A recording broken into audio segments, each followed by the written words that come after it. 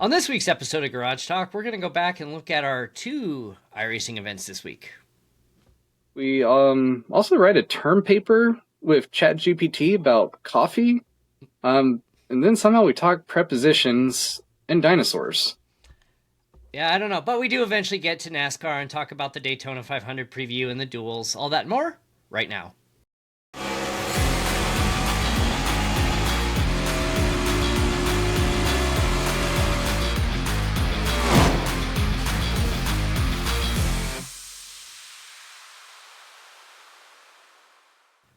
All right, welcome to an all-new episode of Racing's Garage Talk. I'm DJ Fluck. I'm Eric Richardson. And we're using Riverside. We typically use Zoom, but we're going to try Riverside because there's some stuff in there that maybe we can get some more social media clips out of it. We'll see. This is a trial. We might be back to Zoom next week, but we'll see how this goes.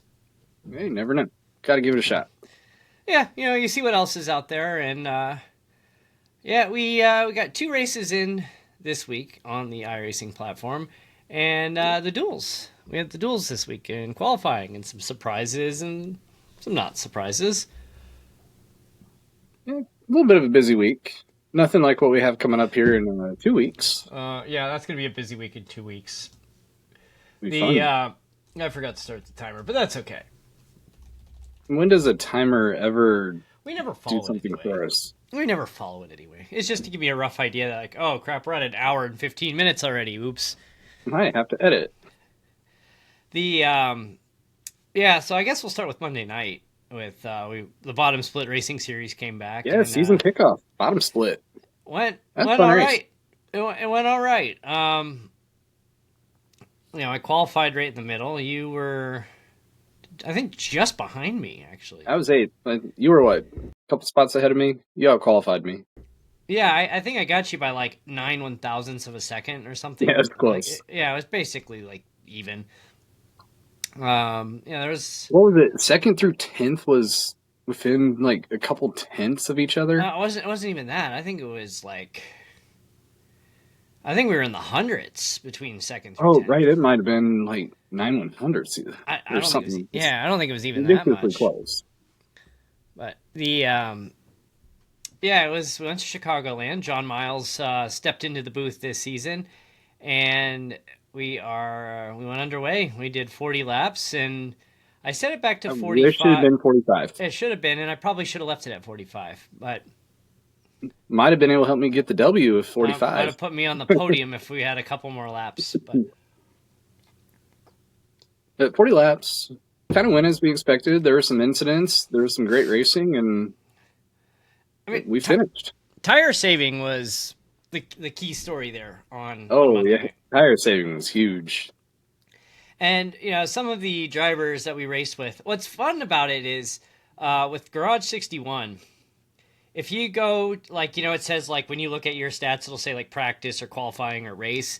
If you click on your race session, it'll show you the other Garage 61 members with public accounts that were in the session with you. And then you can go back and, look at their tire wear and how they did. And so I did a little spying. And go ahead, spy on me. I don't care. But I did a little spying. My tires. Yeah, I checked. I sent you your tires after that 40-lap stint. And overall, I should have driven a little harder. Yeah, I think I saved way too much. You saved quite a bit, actually. I mean, after a 40 laps... I would have been good for a 60-lap race. Yeah. No tire change. I was at... Still haven't shaken the car. Maybe I should just go to the doctor and just get... I've been trying to avoid that, but maybe I should just go now. But you've I've been pneumonia now for 3 weeks. Yeah, I've been dying here, but... I was looking around. You were in the mid 60s. I was 53%, 54% on tire wear. Yeah, you weren't too far behind me. No, and then I looked at some of the others, and they were 27 and 33. I'm like, all right, it worked. I did it. Yeah, we were both just kind of cruising along and just kind of keep in touch with the leaders and those up front. But then we just started to slowly inch our way forward. You got held up by, was it a lap car? And lost touch with me. Yeah, there was a wreck in a lap car. At the end too. Yeah, I was closing the gap at the end. I waited a little too long to run, but that's one of those things you just when's the time to push. And I probably could have started a few laps earlier, but Yeah, I started about 15 to go. I think I was Almost probably. timed it right. If I would have been up there with you, 15 to go would have been fine, but I needed to start probably a I little think bit it would have sooner been than that. right had I not had to fight around a lap car with 2 laps to go. Oh, If you I know could have had what? a clean run, it might have been different. But hey, you know what? I'll take a P2. Yeah, you can't complain about that. Not I at just all. realized Riverside actually has the timer at the top. I don't even need to keep this timer Oh anymore. yeah, I Oh, see it. How about that? yeah. Helps if Oh, I pay cool. attention. I don't even have to look away to see the timer anymore. Thanks, Google Did Timer. you Your saw your the your service is done. you saw my before and after picture I sent you, right?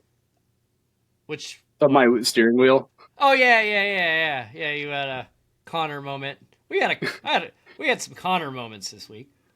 Yeah, I almost avoided. He was on his brakes and just barely clipped me. I should have actually been meatballed. That my steering I wheel was way off, and I went back I and looked at it. I did a before and after on the straights and through a turn. I actually sent it to Garrett too, and he's like, "Oh man." He he sent me a drive. reply. It's like, "It's not crooked," with Steve Buscemi's character from Mr. Deeds, where his eyes are. I just laughed. But yeah, that was fun to hold on to for the last 8 laps. I don't know how I still had any sort of speed. I I, should have just dropped like a rock. yeah, I saw the all that chaos going on, and then I see Connor on the radio, like, "Oh, Eric." Just clipped enough. But man, that thing has some speed. It's just, yeah, I'm very happy with how that turned out, and we go to Talladega next. We got Vegas after that. It's Lime a Rock fun Park. schedule. More like kind of flow type tracks, less technical. Yeah, So it should be a lot of fun. yeah, it keeps you out there. It's gives you opportunities to work on the racecraft, work on passing, make those moves, and Yeah, since I haven't had as much time, I need to get out and have a run like that and dodge a few things and not be like overly chaotic. it's the other one I'm looking forward to in the schedule is Iowa, and I think I've got Iowa figured out now. And I it was haven't one of been the out on Iowa in the ARCA car yet. it's one of those where you just need just a smidge of brake. That is all you need, and that's going to be enough. And even with a hot track, I was running like 24.5, I think. I don't know. I could probably look it up, but Yeah, I'll have to do some work there as I'm used to running like 18-second laps. yeah, it's a little different in an Indy A little car different versus car. an ARCA. Yeah, Although I had fun when we went there with the Xfinity. Iowa's just a fun track. It just the setup is so cool. It doesn't race like a short track. It just I love it. I think it's such a great track, and I'm kind of bummed IndyCar kind of botched that whole thing. That Yeah, this is just oh too bad. Because it was yeah great racing just what, 3 years ago when they were yeah running that double wide and partial high line. repave. Bottom split really favors my driving style as I can save the tires and being able to hit the long runs Oh yeah, really suits me. And does you too. it does. Yeah, and you start getting that tire saving figured out and finding that right when to push. It's I think honestly, like if I could stay clean, I'm gonna say it right now. I'm gonna win a race this season. I'm just gonna say it right now. I'm putting it out there. I'm gonna win a race in bottom split this season if I I've can been stay clean. planning it. I was leaning towards doing the full season anyway, but now I got to. I got to see I'm if I doing can it. stay at the top. I'm doing it. I think I'm having more fun in bottom. I'm gonna have more fun in bottom split than I am in. Although Wednesday Night Dash has been better. Like I looked through the last year and it was pretty rough, and So now far, it's. Wednesday Night Dash has been chaotic, but I'm on 3 straight top tens. I mean, I had two back-to-back 10th place finishes, and I put it in the social media caption that my car was being assaulted all night, and it really felt that way. And I finally finished in the money again. yeah, I'm not gonna say who it was. I'm not gonna throw them out there, but a driver who inadvertently took me out at one point on I think it was just a bad push, came in and like apologized to me. I'm like I'm not gonna get upset about that. Like, why would I get upset about that? Yeah, I, I lost the pack there early, and I was just riding around by myself for about, what, 15, 18 laps or so. I wasn't too worried knowing our history. I knew we were going to get a caution. I'm like, yeah, okay, I'll well, be then fine. when our little group fell apart, when you, me, and Nick fell apart, and we're just watching the rest of them pull away from us, and we're just like, Well, and that was shit. the second time I got dropped from the Yeah. field. On the final overtime, I had damage, but I didn't get meatballed, and I'm like, you know what? I'm just gonna go for it. And At I'm like, that point, you almost have to. yeah. I mean, Because if I you restarted pit, like 17th anyway, but I'm like, if I pit, I'm gonna start 19th. Like, is that really? yeah, if you pit, you're going to be at the back. If you stay out, you're going to be at the back. So I stayed out, and I Maybe didn't it's get up like to a speed. spot of one that you lose or gain. My right front wasn't spinning after the final wreck in the final overtime, so I was driving on three tires, and the whole Nice. time, the force feedback on my wheel is just like that, and I'm just like, come on, keep it going, and Just get there. I'm holding it at like 70 miles an hour, and Nick's like in front of me and he's slowing down. I'm like, no, keep going, pick it up, pick it up, pick it up, pick it up. Needed him behind you to help push you across the line. No, I just needed him to keep moving. Like, I was afraid that if I would have slowed down, I would have not started moving again. And I'm like, keep it going. I got to keep rolling here. I'm gonna do this on three tires. Yeah, I think I restarted like eighth and somehow ended up fourth. That was a weird finish. We're kind of talking about that last night. I was talking to Chris Fuge. Congratulations to him, by the way, for Yeah, first great job, for Chris. first Great win. race. So we were watching the replay and we're like trying to figure out how the scoring worked. And I thought I had it figured out, and then I talked to Chris, and now I think I'm more confused. It looked like everybody was racing to the line, and we saw like Chris pass JP when it got to that last lap, and it locked in the field after that.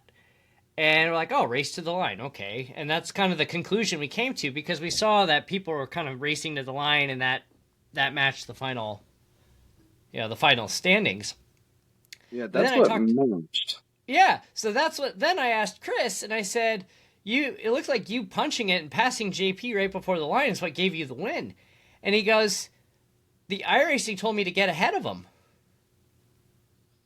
Yeah, after the caution comes out, it like told me to get past the 21, past the 4, and then we're coming around and it's like let the 8 by. What? Like I we went don't around get the it. whole lap and it doesn't do anything. Then right before the line, let this car by. Yeah, I didn't get that at all. I'm just like, I thought I had this thing figured out, and now I don't. So I think that's what it was. It was kind of a get back to the line type setup, but let's I'm not. I'm still not 100% sold on that. no, and I don't know, and it just Like I can't explain it. the only way it makes sense is I was in front of the 21 when the caution came out. Like that's clear as day. You can see the yellow light come on. But then he passed me under caution and got to the line before me and was ahead. Like he passed me under the yellow that was scored ahead of me. So that's the only thing I can think of is it was a race back to the line. Yeah, that's what it looked like. It, But Chris said yeah, he was told to pass him. we may need some clarification from iRacing just to No, find out like I've tried to ask them, and like the last time I asked them support, no response. They didn't even respond. huh, I opened a ticket with them. They didn't respond to me. oh man. Like this happened. I was in an official a couple years ago where these cars were. There was a wreck on the final lap. We finished under caution, and then I got penalized for passing under yellow, and I get a lap. I lose a lap, and I lost a couple of spots, thinking I was going to finish like second, and I ended up finishing like fifth or something like that. Was it like a straight last lap or was there still like a lap to go? It was like no, it was. I don't remember now. I just remember it was on like turn 3 at Atlanta. The only thing I can think of is we took the white flag. Did we?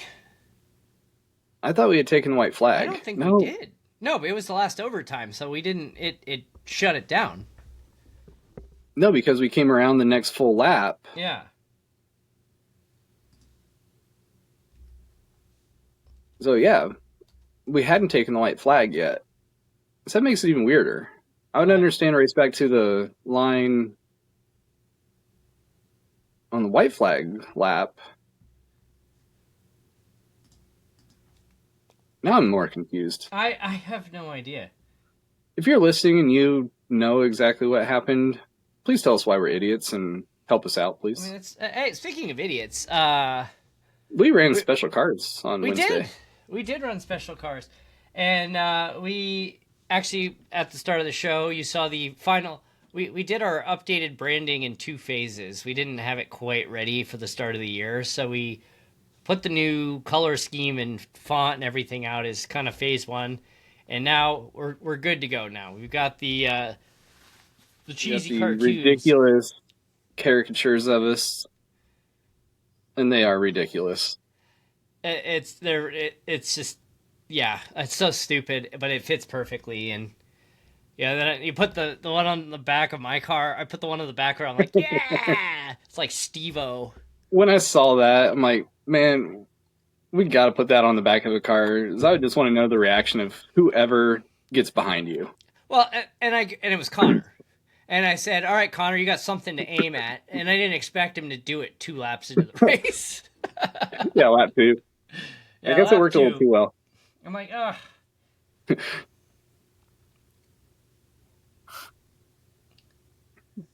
But let's just say if you've ever seen Jackass and know the character Wee Man, for whatever reason, that's how it turned out. Yeah, that picture of me on the back of the car is like a hybrid of Steve-O and Wee Man.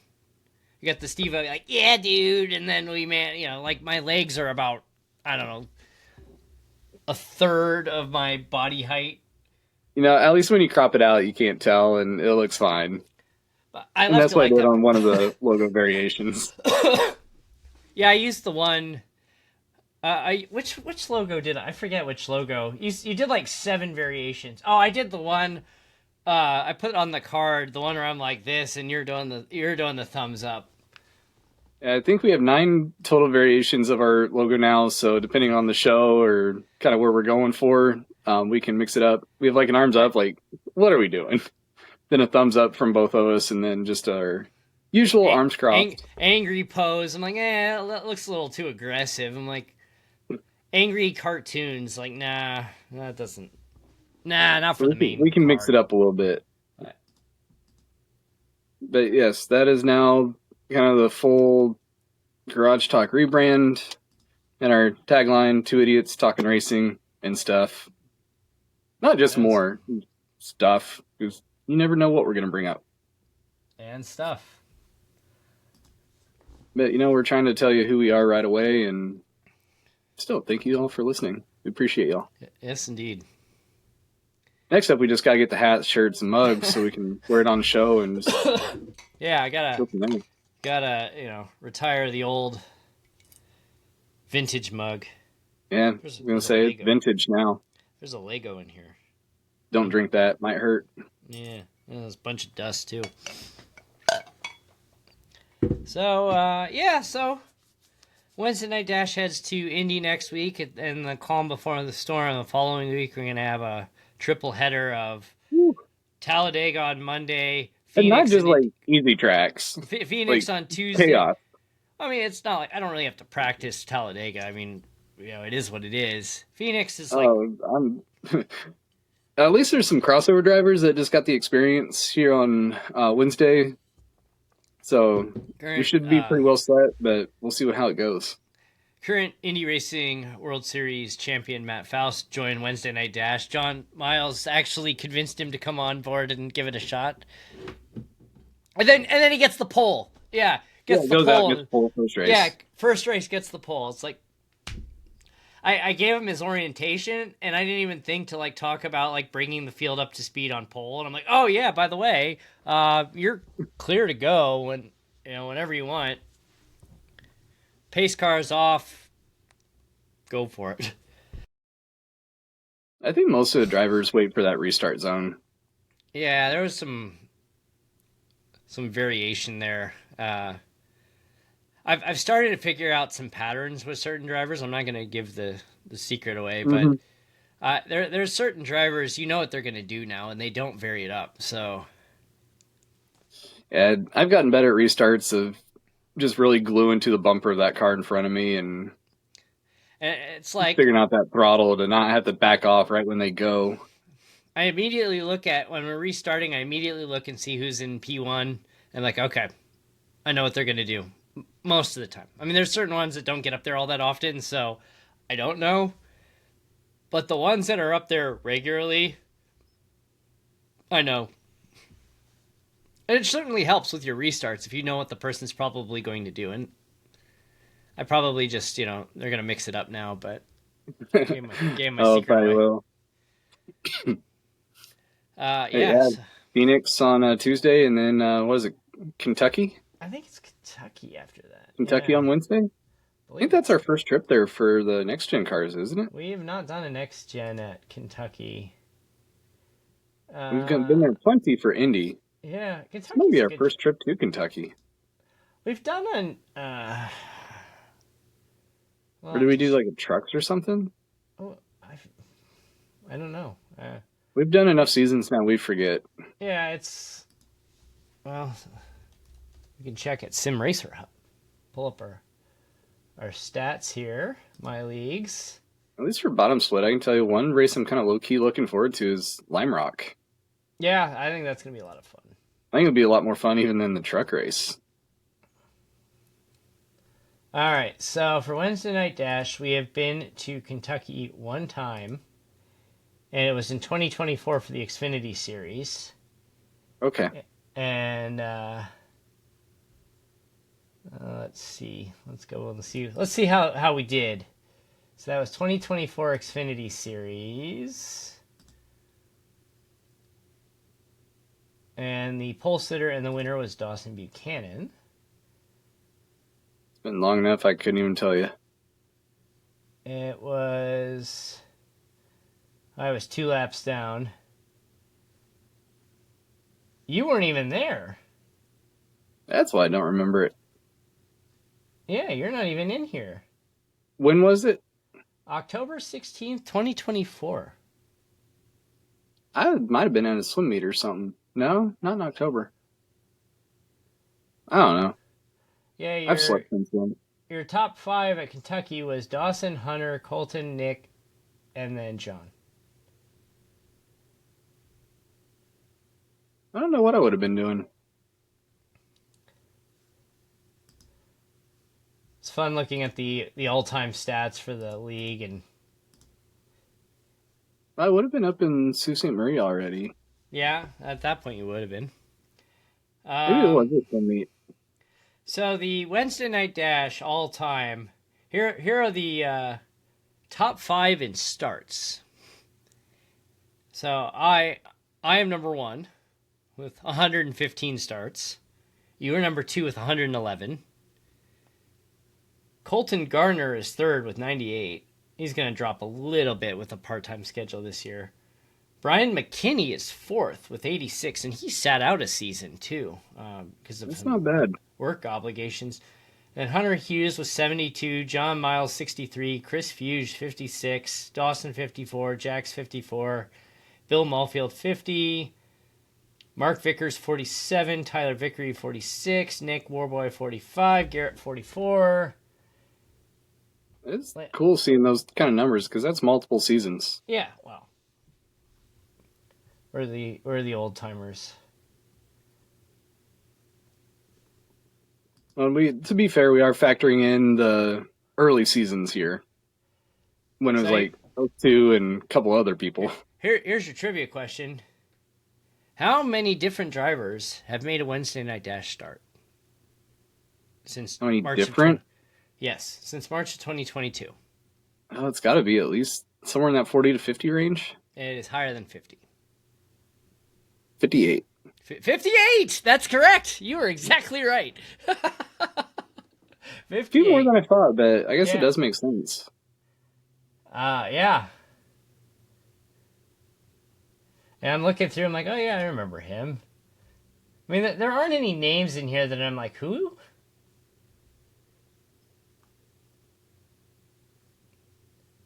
I mean, there's some names where I'm like, oh yeah, I forgot that he raced with us, kind of deal. And you know who's inside the top 50 in starts? My brother.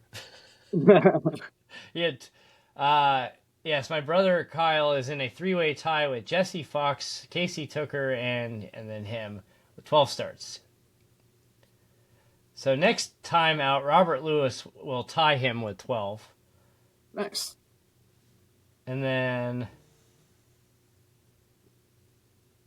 yeah, the rest of the group don't know. Tyler Cheney will catch him next season. Anyway, yeah, it's kind of wild looking at the. I'm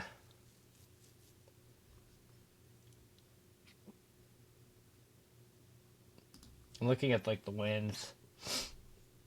Man, that's wild. Anyway, yeah. So real life racing. We had some NASCAR stuff. Yeah, week of the big one. I said this earlier. So Cletus McFarland, aka Garrett Mitchell, I guess it would be the word, Garrett Mitchell, aka Cletus McFarland, will be making his Truck Series debut, and popped the wall a little bit during practice. I saw, but on the official entry form, he is listed as Cletus Mitchell. I'm like, I saw that. I'm like, who's Cletus? Oh, jeez. Oh, I know who that is. Yeah, it's like they went half fake name, half real name. Like, what was the deal? Like, oh, we got to put your real last name there, but we can put the Cletus as your first name. I don't get it. Well, I guess if they let Bubba go by a nickname, yeah, I mean it's you gotta let him do it. yeah, I guess that's yeah. I mean they do. I mean they do have the I guess the standard there. Bubba Wallace. Because that's William Darrell Wallace Jr. That's right. I was actually just looking it up earlier. His older sister was calling him Bubba when he was young, and it just stuck. It just stuck. Yeah, I was wondering about that. Yeah, at least that's what like Wikipedia said. Wikipedia's never wrong. I mean, yeah, never. Remember the 100% truth.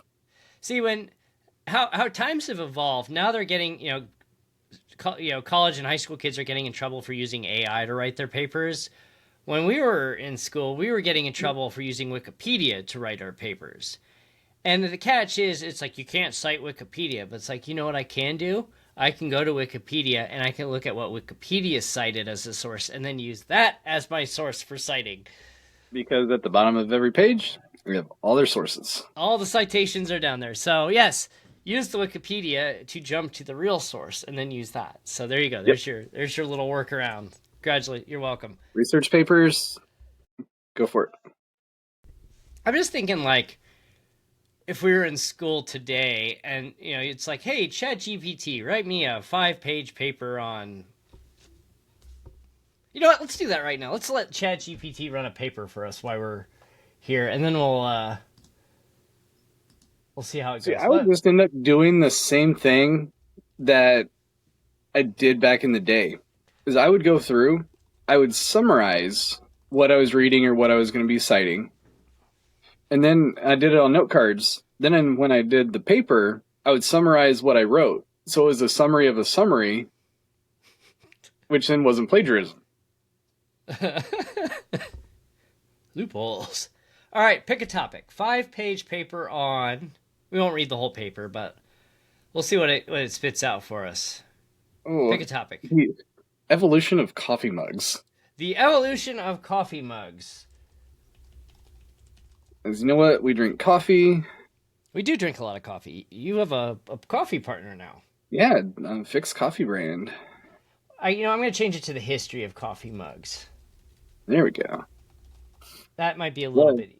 All right, here we go. All right, now it's gone to ChatGPT. We're at 29 minutes. Here we go.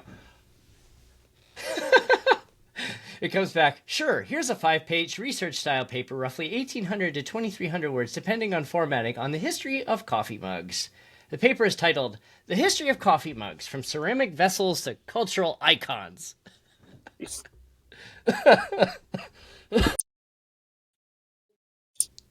Oh, And man. you know, a shameless plug for me. If you check out my Instagram, Wildcat Racing, go to a link, get a discount on fixed coffee.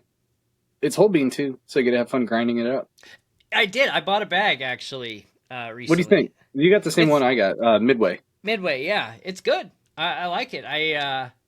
So what I do is, we have the Keurig, and I have those the reusable Keurig K Yep. cups where the lid folds open, and so I grind it and I put it in the little like the vacuum sealed jar. Open the jar, take the scoop that it comes with, and I fill the K cup and fill it that way, and it's good. It's good coffee. I like Yeah, it. that's what I did. I like it. For some reason, I really like grinding up the whole bean. It's yeah. I've never actually done whole bean Strangely coffee before that. satisfying. It is. I got my little grinder that you gotta put the lid down, and I wasn't sure. Like I just bought a small one, and it's almost like it does like 2 K cups worth of coffee Hmm. at a That's time. pretty So much what I have. And it's perfect size. I it's hate good. cleaning it though. Yeah, it's a pain to clean. That's for sure. All right, so we have our But abs. Actually, check it out. Fixed coffee. we got most of the paper written. So here, the abstract is coffee mugs are everyday objects that quietly reflect major shifts in technology, trade, labor, advertising, and domestic life. While the coffee mug feels like a modern standard, it is the result of a long evolution that begins with ancient drinking vessels, passes through the rise of coffee houses, and accelerates with industrial ceramics, glass, and mass marketing. This paper traces the development of the coffee mug as a form, focusing on material innovations, manufacturing methods, social habits, and the mug's role as a carrier of identity, branding, and sentiment. The history of coffee mugs is not only a story of design and utility, but also a record of how consumers adopted and reshaped an object to fit modern life. There you go. That's your abstract. I like I it. got I got the Now, voice. Did you notice I went into like voiceover announcer there when I uh, read that? Same now same if I tones. was writing the paper, I would do that. Then I would write a summary of the paper, then make sure my citations were correct, and probably see what happens. Or maybe I'd rewrite it twice to get 3 degrees of separation. Yeah, take the paper, paste it in ChatGPT again, say rewrite this, and then do it again. Rewrite this. Now, this may be just my opinion, but if in our jobs we're allowed to use research and open notes and use all the resources we have at our disposal, I know where you're I think going you with should be this. able to do that as a student too. I think to an extent that is correct. I I think we come from obviously very different backgrounds in different fields, and it's like there's two, especially when with the amount of math that I have to do. And it's like you got all kinds of formulas in different ways, and it's like they would make you memorize the formulas in school. And there's teachers had like two schools of thought of that is like memorize the formulas, but the ones who are really effective are the ones who are like, you know what, you could put all the formulas on a single index card or a single sheet of paper, because the test is on, do you know how to use the formula? Do you know how to derive the solution using these formulas or using those numbers? Because memorizing a formula is, if you don't know what to do with it, it doesn't matter. And if you get a parenthesis wrong, it changes the entire thing. Yeah. But if I'm going to a doctor, I kind of want them to research and use their notes. Use the A yes, lawyer, use the physician's desk reference. the lawyer keeps open notes while in court on a case. Yeah. So why can't I do it in classroom? It's fair. It's a fair argument. And I've made the argument, is it memorization at this point anymore? Or are we actually learning in the classroom? It's memorization. Like it's all, and that's a huge fundamental problem is we did so much memorizing, and I'm really terrible at memorizing stuff. And I I've hit my head many struggle. times. I can't remember anything now. Yeah, well, I mean that too, but the memorizing stuff in school was so difficult for me, and I don't have any problem admitting this now. But when we were in middle school, in English class, we weren't in the same English class. This was like, I don't know, 6th or 7th grade. I got a six, Yeah, seven, we didn't get the same classes again until high school, high I think. school, yeah. So I was in a class, and the English teacher, who I thought was great, I liked him a lot. And he had my two brothers as well. And I ran into him years later, and he still remembered me, and he came up to me and goes, "Well, you're a little taller than the last time I saw you." And I'm like, "Oh my god, I thought that was you." And but anyway, this particular teacher would test us on memorizing prepositions, and I forget. There's like what 50 prepositions or something like At that. this point, I couldn't even tell you what a preposition is. Yeah. I mean, the only Like, thing I I don't remember know. about prepositions are the joke from Beavis and Butthead Do America. Do you know what I'm talking about? When the guy comes in and he goes, "Remember the FBI It's been so agent?" long since I've seen that movie. Yeah, the FBI agent comes in and he goes, "Hey, you remember?" He goes, "You know those that guy who they were whacking off in the camper, you remember this camper they were whacking off in?" And the agent goes, you're an FBI agent and you're an agent of the U.S. government. Never end a sentence in a preposition." He's I do like, remember that scene now.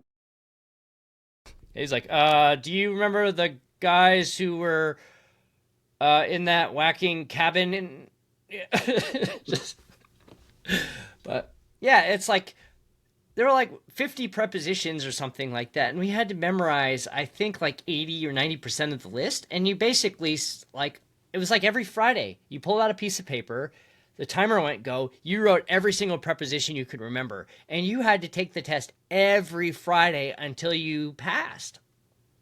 All I remember from English class is asking, "What is a vase?" Vaz, yeah, I knew that's where you're going with that. Yep. But I don't, I've no problem admitting this now, and I struggled with it because I could not remember. I'd study for this thing, I'd write it 100 times, and then I'd get in there and I'd freeze, and I'd get like half of them. And so I finally, need to take a quick TV timeout TV before timeout. my dog goes crazy. Uh oh. They claim there are 150 prepositions or something like that. But yeah, it's like I would struggle with this, and finally, I admit I cheated. I had a little index card that I had in my desk, and I wrote some of them down on the index card, and I kind of slid it under a textbook, and I'd pull it out, and when I'd see the teacher coming, I'd shove it back in there, and that was the only way I could pass that. I'm just like, I've taken this test now 10 times, and I cannot pass this thing for the life of me. It's And probably it's funny. like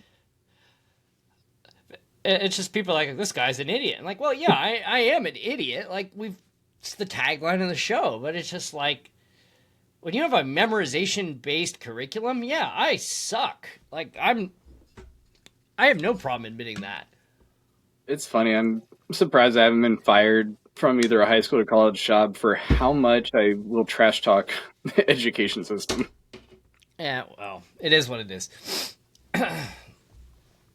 So yeah, Maybe that's why we're here prepositions. doing this. Yeah, Uh, who knew we would be talking about prepositions on the So, yeah recap on this show so far, we've talked about NASCAR, iRacing, history of coffee mugs, and prepositions. and prepositions. Yes, that was not on the list. That's why we added Maybe it's because I'm wearing a stuff. PBS shirt today. That's like the like kids are like, "Why are you wearing a PBS shirt?" And I'm like, "Why not? Because I can." That's the reply. Why not? Yeah, why not? Because I can. I actually have a. I went shopping and I bought a PBS shirt and I bought an Amtrak shirt. Nice. Yeah, on the Amtrak shirt it says like maybe your next flight should be on a train, or something like that, and that's the Amtrak logo on it. I was like, that's awesome. And then then I went down the rabbit hole, and then next thing I know, I'm buying a PBS T-shirt as well. I'm like, yeah, cool, PBS. See, that's where I wish I was working so I could buy stuff like that again. Yeah, well, I mean, I actually every have to buy money or spend money to buy food. yeah, food's kind of important. That's paying your bills and eating. It's overrated. Who pays their bills? A lot of people don't apparently. But yeah, getting on the topic real quick before we wrap of the duels. Well, before that, Kyle Busch Sitting on pole. sitting on pole. Only driver to crack the 49-second mark. That's kind of wild, actually. He That was a good lap. It was a good lap, and he has not won the 500. No, 21st attempt coming up. There's been a lot of off-season drama for the drivers this season with him and Denny Hamlin and with his the tragedy with his mom and dad and his dad dying in a fire. Mm-hmm.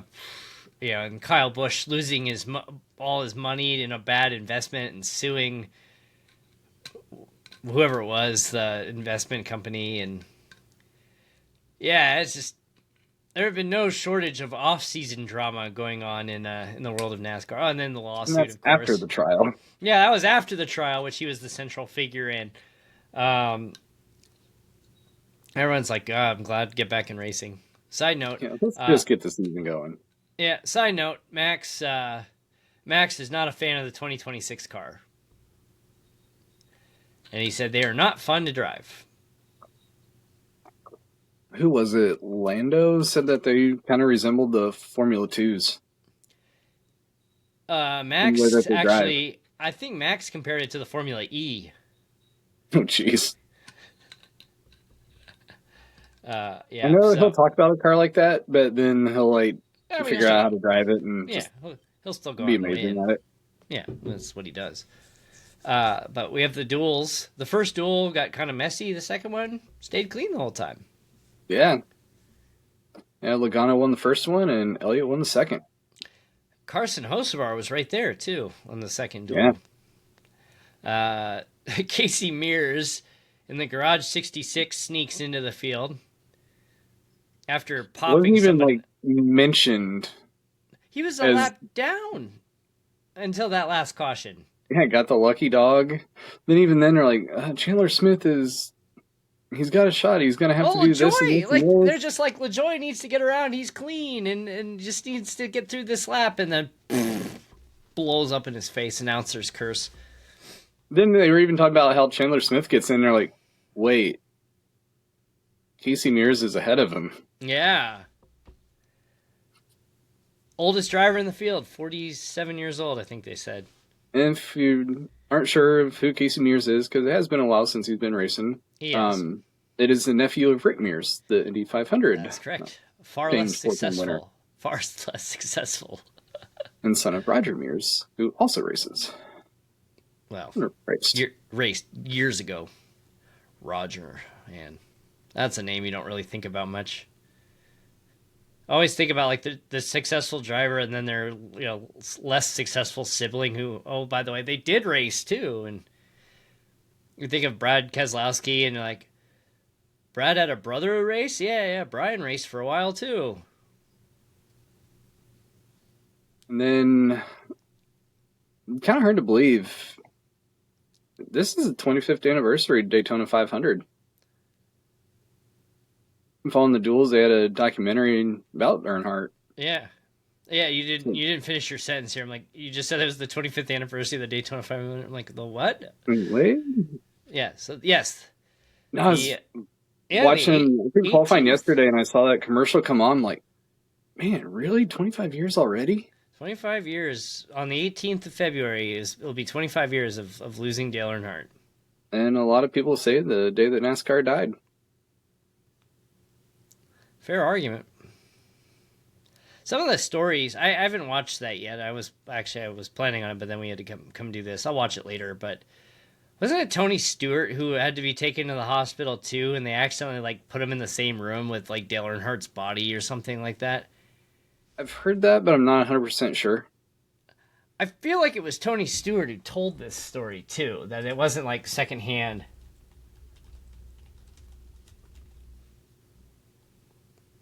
But Smoke will be in the the truck race. Yeah, following the 2001 Daytona 500, Tony Stewart was mistakenly placed in the same Halifax Medical Center emergency room trauma bay as Dale Earnhardt Sr. after both were involved in crashes.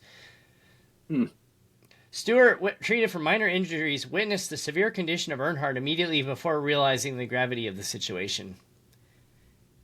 That's Yikes. crazy that they would even put somebody in the same room as that. Yeah. Oof, that is brutal. Yeah, 25 years since that. And it's one, I remember that race and post race Mike Helton vividly. coming out. Lost Earnhardt. I was just like that. There are a handful of moments in life that you just kind of remember where you were at when you heard it, and that was one of them where you're just like, Yep, wow, that's one. he died. Yeah, I still remember watching that and like, oh, that's a big crash, but I didn't really think anything of it. And then I think Didn't look that bad. one of our family called afterwards and they're like, hey, I think this happened. And so we're turning the TV back on and trying to figure out what's going on. Just can't pull out a smartphone at that point Yeah, it was because they 2001. don't exist. And this was And pre 9/11. Like, it's that long oh, ago. wow, it he did. Yeah, Like that it was was a later weird that year. feeling. It was a weird feeling that night. Like, geez, we watched it. But then you see the crashes. Like, was that a Daytona or Austin Dillon, or his car like exploded?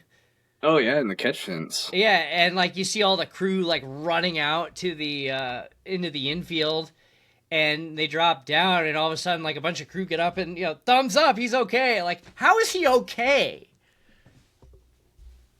But And I mean just that just the safety yeah. innovations of the cars. Like that crash is what really forced the Hans device to be required. Well, and Dale was one of the last who didn't have a full face mask Yeah, either. he had the open face helmet with the goggles, and there's a lot of people that suspect that if he had had a full face helmet, he might have made it, but definitely the Hans it would have. Yeah, So it's unfortunate that it takes sometimes events like that to make adjustments and improve safety, but I mean I mean, the safety innovations are amazing because every things major have gotten better. every major safety innovation in racing has come as a direct result of a death. Yep. And you look at the safer barrier. The safe. I mean, it took a while to get to the modern safer barrier, but the safer barrier was Tony George dumped a bunch of money into the University of Nebraska, I believe it was, to research a better way to protect the walls after Scott Brayton died in '96, I believe it was, at Yeah, Indianapolis. 96 in practice. And I was actually and watching that practice session when it happened. and they Tony George, like, that bothered him from that day, and that's where he, like, I've said this before on this show, Tony George gets a lot of crap for everything he did, and I can't reach the book from here, it's in my It third may shelf. be single handedly the greatest thing that he's Yeah, done and yeah. contributed to the sport. Like, and the thing is, I didn't know that he, like, quietly behind the scenes was dumping a bunch of money into that research. They had like the foam, and they had a couple of evolutions before they got to the safer barrier, but like that was Tony George. And like Tony George has saved the lives of how many drivers now? Probably Oh, because of countless that. drivers. And it's just like I don't think that gets enough attention. Like, everybody focuses on Tony George, the split, he screwed this up, his mom was giving him bad advice, and but If yeah, you're like, listening, kind of new to auto racing, the safer barrier is steel and foam energy reduction system.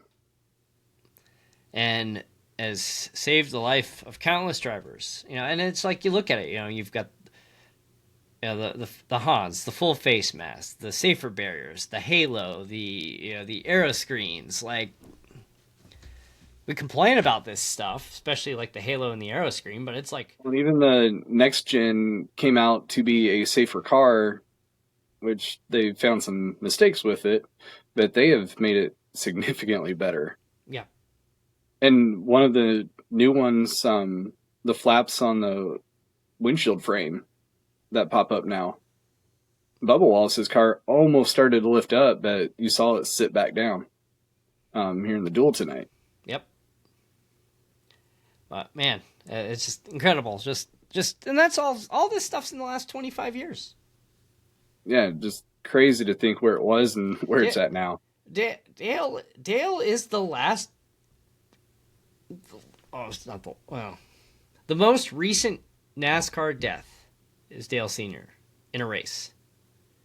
I think it might be Yeah. all together because you look at like there was Adam Petty. That was also what was that Wasn't that like 2000? 98? I Or think it was more recent than that. 2000. okay. Then Kenny Irwin wasn't too far after that. Both Kenny at Irwin New Hampshire. Jr. He was also 2000. Were both of them at Loudon? Yes. Yeah, they both were. Wow.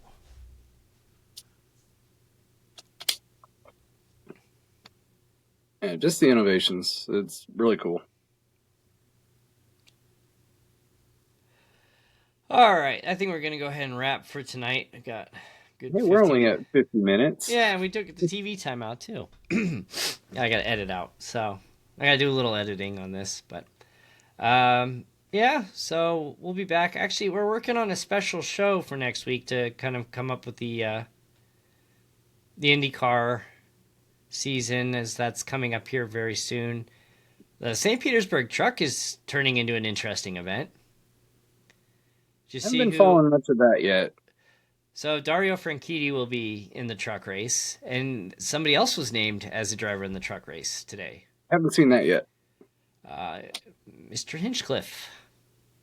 Really? Yeah, James Hinchcliffe will be making his Truck Series debut at St. Petersburg. All right. That was Couple of announced earlier IndyCar today. guys. Yeah, I mean, he's going to be there anyway, so might as well. Yeah, he's there.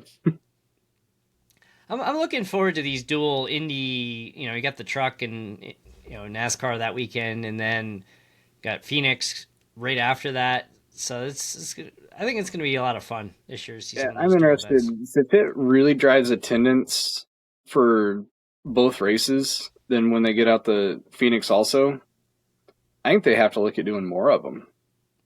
Yeah, Because it's only going to help each series. I mean they're competitors, but at the same time they're not. Like in the grand scheme of things, they are the two of them are fighting for relevancy against Formula One. Yes. I mean, Formula One's obviously a global series. It's got a far wider audience, far bigger. They visit 20 something countries a year. Yeah, it's obviously globally the biggest motorsports series. There's no doubt about that.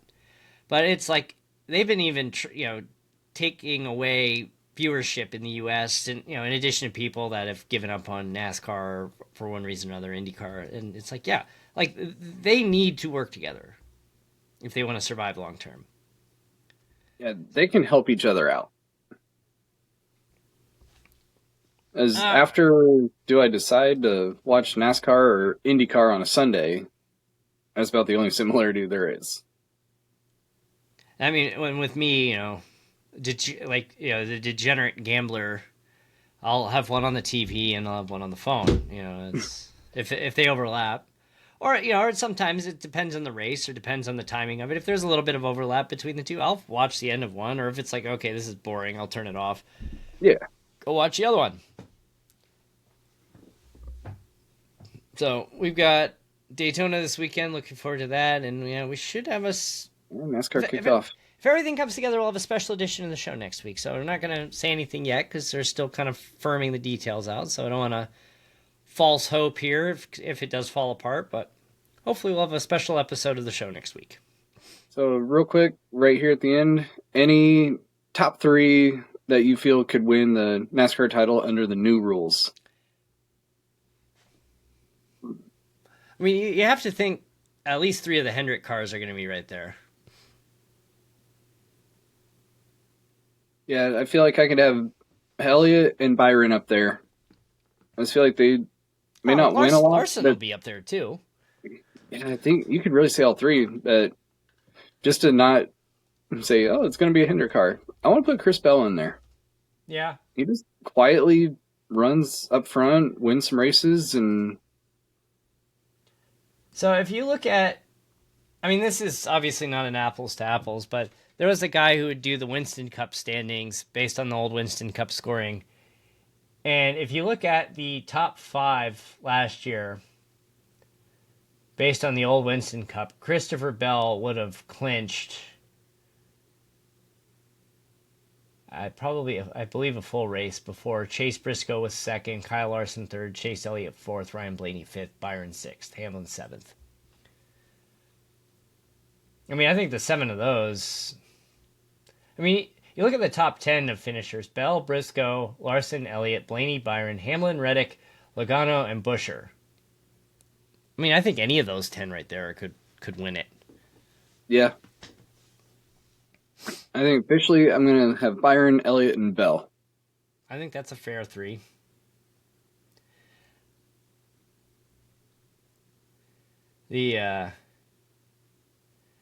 Honestly, I think one of the people under the most pressure this year is probably Ty Gibbs. I mean, he's not like he's going to get fired, but, like, come on. Like, I can see Reddick being under some pressure, too. Yeah. I mean, he's come close. Actually, Reddick and Wallace. I think they need to produce a little bit more. It's interesting is Carson Hocevar signed a long extension like that. He's under contract with his team until 2030, I think. Yeah, if he can figure out how to keep on track and not wreck and not make every other driver on track want to wreck him, he's going to get a win this year. He's getting close. His social media video, I mean, yeah, I mean, his car has kind of held him back at times, but himself, his aggressiveness has also held him back at times. It's one of those that's like, if he can just tone it down a notch. Yep. All right, well, we'll go ahead and wrap it up. So visit us at F4 Racing Online on social media. And if you want to get into the Indy Racing World Series or get prorated into bottom split, go to frracingonline.com/IRWS or /BSRS. Fill out the registration form. We'll get you in. 24th is the first race for the Indy Racing World Series. And bottom split, we're one of 8 done. So we could prorate you for the last 7. It's like, okay, you probably can't win the title, but still, like, it's still good opportunity to get out there. Come on out, have some fun. It's fun. It's a lot of fun. It's chaotic, but it's a lot of fun. Especially if you're new to racing or want to check out more races and the officials are too hectic for you. Come on out. Too toxic for you is more appropriate. Yes. But trying to be politically correct. What? I've quit caring. Yeah, I don't care. I mean, I'm 40 years old walking around wearing a PBS shirt, and I'm like, thinking to myself, you think I would have done that 10 years ago? Probably not. Yeah, we're only a few years away from being concerned, hey, those guys are senile. I mean, you could argue with, you talk about head injuries, like, yeah, I've had a few of those too playing soccer over the years. I've only been knocked out a couple times. But hey, you know what? Under like, I think that I believe 40 is when you hit protected status for age, like under like federal law. So it's like, that's right. We are now dinosaurs. Yes. Have you seen those real quick before we wrap those videos on social media where like they walk around the office and they're like, hey, what year were you born? And like 2002. And like, okay. And they go to the next one. What year were you born? 19. And then it cuts away to a picture of their head on a dinosaur. And then, like, what year were you born? 19, and it cuts away, and they're, like, standing there with Noah and Noah's Ark. Yeah, it's fun to know now that kids refer to us as born in the late 1900s. That hurts. Like, thanks. Where those turn Not that old. Hey, you know what? 40 is the new, whatever, 30. I always yell at my kids. They say something, they're like, oh, I'm so old. I'm like, really? Stop talking. Yeah. Although I did reach I had the first time where one of my kids like, Dad, stop it, you're not funny. I'm like, ouch. If we keep this ending going much longer, our listeners are going to be dinosaurs. Yeah, well, all right, well, wrap it up here. So thanks for watching. We'll see you next week with hopefully a special edition of the show. All right, to be continued. Take care.